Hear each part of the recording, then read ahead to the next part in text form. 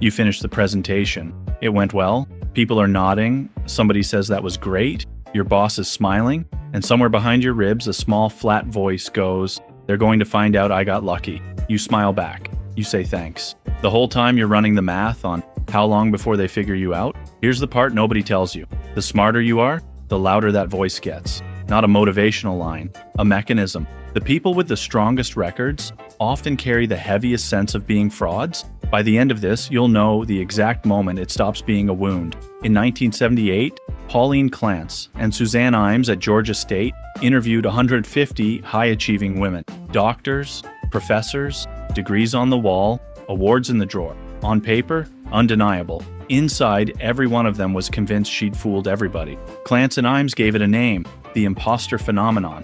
Notice who they studied? Not the strugglers, the most accomplished people in the room.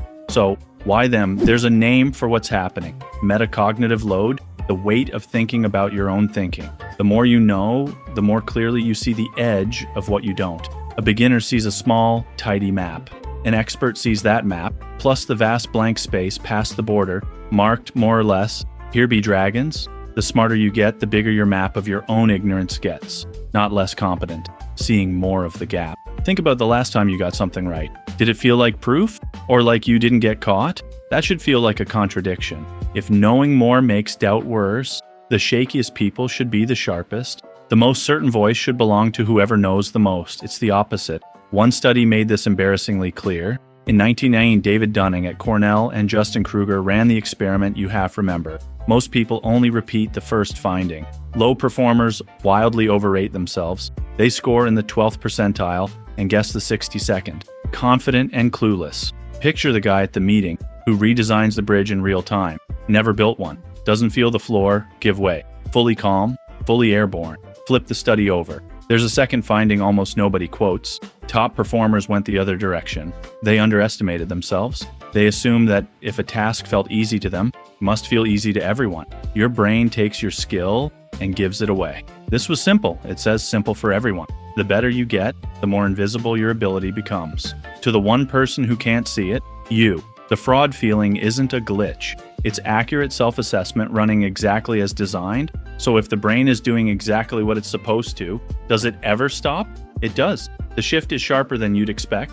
Early on, your doubt and your blank space map grow together.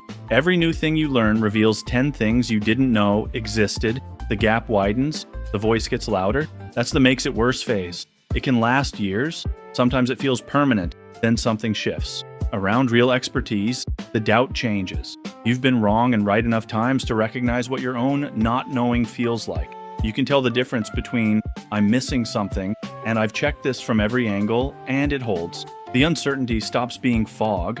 It starts behaving like a gauge. In 2016, Satoshi Kanazawa at the London School of Economics tracked 15,000 people through their teens and 20s. Smarter people leaned less on outside reassurance, more on their own internal read, not arrogance, calibration. Psychologists call this calibrated uncertainty, knowing what you don't know, trusting the map you have. It's the difference between a ship with no chart and one with the reef marked. It knows where not to go. That's not the absence of doubt. That's doubt that finally points somewhere.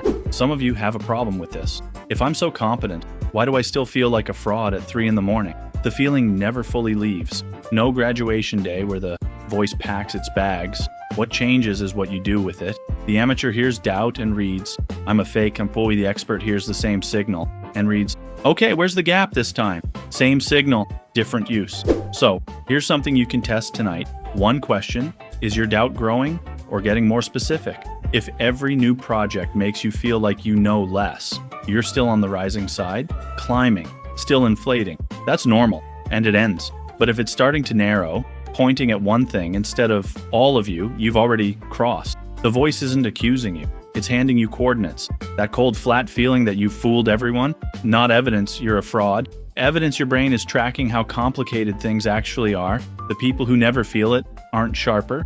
Most of them stopped measuring. They reached the edge of their map and called it the world. You're not a fraud. You're an instrument that finally got sensitive enough to read its own margins. Which brings us back to that room. the clapping, the voice behind your ribs. You don't have to make it stop. You only have to know what it's measuring. Once you do, that whisper stops sounding like an accusation. It starts sounding like a depth gauge. If this one landed, watch. Why 9 out of 10?